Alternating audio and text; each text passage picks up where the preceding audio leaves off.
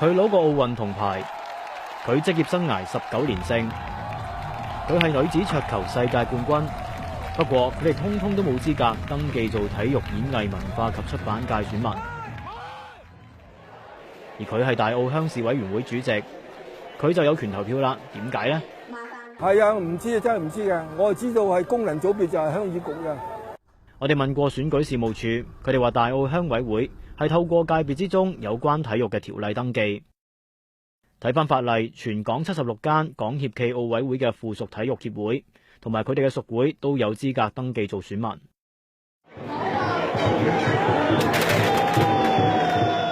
我哋就喺中國香港龍舟總會嘅屬會名單入面揾到大澳鄉事委員會。佢哋同體育嘅關係啦，就係1年搞一次嘅龍舟賽。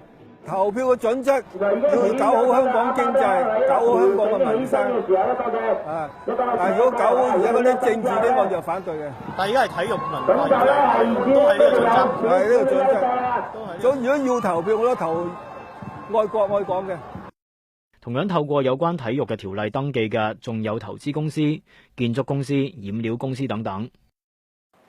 要投票其實唔難，我哋又試下加入龍舟總會做屬會，睇下得唔得啦。嗱，首先呢，我就要揾3幾個耐唔時有一齊做下運動嘅同事，一齊成立一間體育會。嗱，名都諗埋啦，就叫做寶旗體育會。咁我自己咧就做埋第一任嘅主席。嗱，之後再去警察總部做社團註冊，最快等大約3個星期到，成功註冊攞埋證書，填好龍舟總會份報名表，連埋500蚊會費寄翻去總會。嗱，總會之後咧就批核咗我入會嘅申請啦。咁即係話啦，我可以用寶旗體育會主席呢個身份登記成為界別嘅選民。咁至於我同龍舟有咩關係咧，就由頭到尾都冇人問過。其他體育會又難唔難入呢？交翻2000蚊，跟住就等我哋開會，即係每個月嗰啲例會就批核翻就可以噶啦。即係特別要求就冇寫到嘅。有啲咩條件？其實就冇嘅，係啦，都係個象徵式咁樣啦嚇。要入香港乒乓總會又有咩準則呢？佢哋冇講明。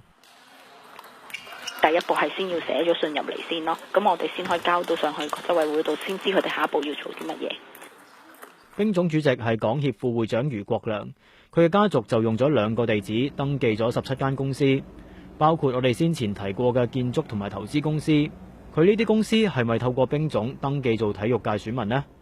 我哋去呢啲公司度問過。阿余生喺咪度啊？我哋透過電話揾到佢。喂，想揾你了解下呢，其實你喺旺角2個地址呢登記咗唔少工程公司啦。我哋未講完，佢就收咗線。即將角逐體育演藝文化及出版界功能組別議席嘅佢哋咁講：我尊重每一個選民，選舉事務處話佢係選民，我就只能夠尊重佢係選民。一間建築公司咁容易可以有票，咁點解明知係做緊喺文化界做緊嘢好有貢獻嘅黃偉文、林夕、周耀輝呢啲人點解係會冇票嘅咧？咁我都係有線電視記者楊良傑報道。